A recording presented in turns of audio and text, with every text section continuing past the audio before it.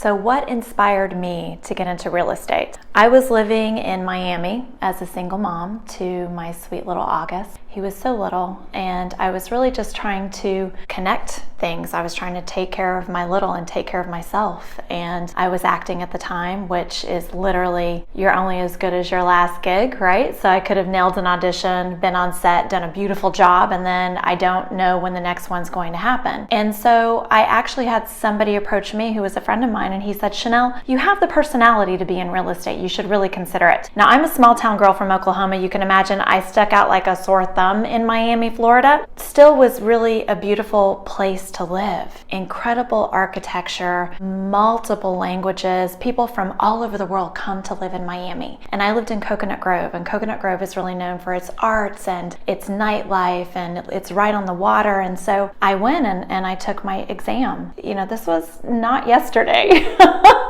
And I passed first time around. I aligned myself with Coldwell Banker in Coral Gables, Florida. Just jumped right in. And it's funny because rentals at that time in Miami were super hot. As an agent, I would receive compensation for a full month's rent. So if it was anywhere from $2,000 to $5,000 for that property or that condo or townhouse, that is what I would receive. So that's really, I jumped in because I needed something a little bit more steady to take care of me in August.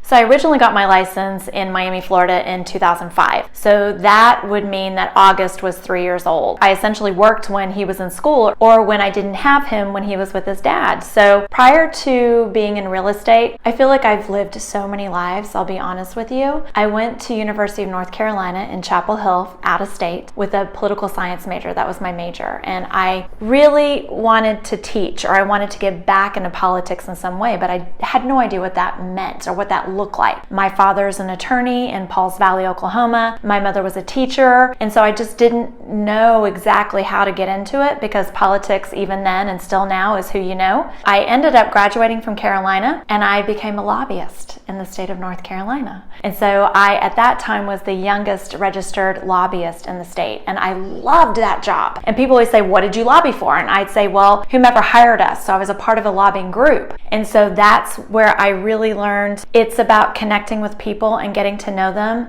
And so I worked for the state of representatives prior to that in Oklahoma, and I was a runner. What's a runner? You literally run. You receive things and you run them to the rep's office. That's what I did. But it was the best thing ever because that's meant that I not only literally met every single state representative, I also met every senator, but more so, I met the gatekeepers. And that's where I learned that it's not always the person who's holding the office who makes all the decisions or even gives you the opportunity. It's the person to the person. Of course, show enormous respect. Also, don't always judge a book by its cover, right? So it's the people who are manning the door or to allow you to get to the door. So I learned that right out of the gate. After I stopped lobbying, I reconnected with Ken. Ken is August's dad. And we went to Carolina together and he lived in Florida. And this is such a crazy story. He has a family-owned business and they make yo-yos. They make the highest number of yo-yos in the world. In the world, Russell yo-yos is what they're called.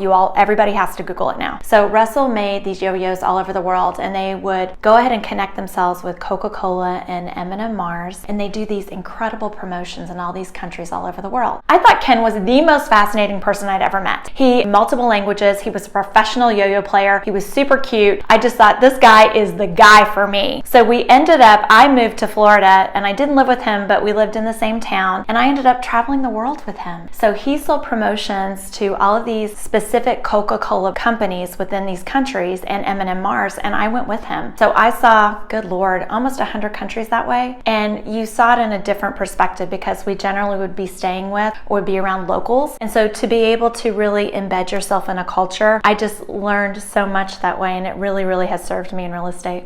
What is my favorite part of being a real estate agent? There are so many different things, but I think more so it's that whatever I can do to help solve an issue or a problem or ease the stress as somebody is transitioning in their life, that's what I feel like I do. Everybody who works with me, they have given me the opportunity to be a part of their lives in some way, and there's a lot to be said about that, and I take that very, very seriously. What do I love the most is that you're allowing me into your life for that short period of time so I can ease it and make it as easy as possible, whatever's happening with you.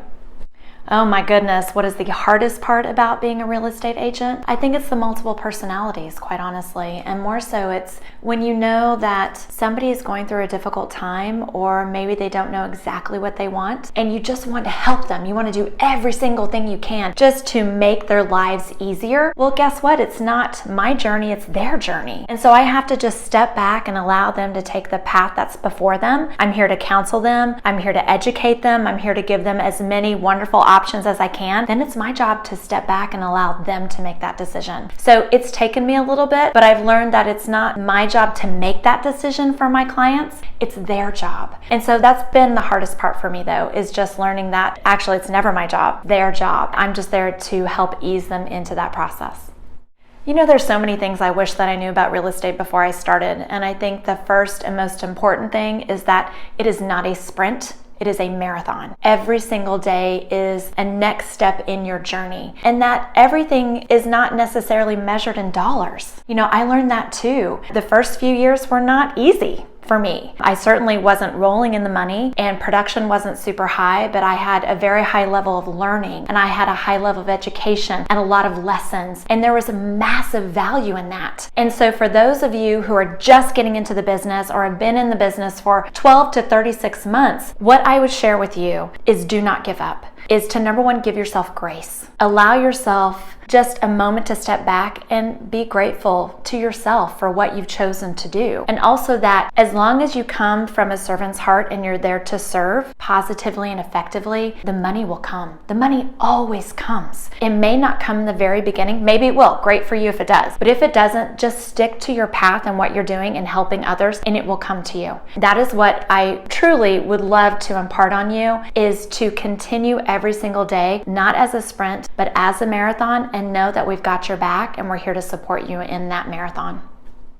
Now I've had a beautiful opportunity to step more into leadership, and agents come to me. I really feel so blessed to help them wherever they are in their business. But it's similar to what is the most difficult thing in real estate. The most difficult thing in mentoring and being in leadership is that, number one, I see so much in you that sometimes you don't see in yourself. And it is so clear to me what your path is, or what your gift is, or what I know the way that you can really shine and be the best you. And sometimes that lack of confidence is there, and I just cannot create that confidence for you. It's my job, though, to truly mentor you and to give you all the tools necessary to build that confidence, but I can't take that step for you. And so as much as I want to, oh my goodness, I know those of you who know me know I want to take those steps for you, but I've learned that, again, it's not my journey, it's your journey. It's my job, though, just to make sure that every single tool at my disposal, every single thing that I've learned, every single thing that I continue to learn, I'm going to pass on to you. I'm going to do everything I can to help you grow.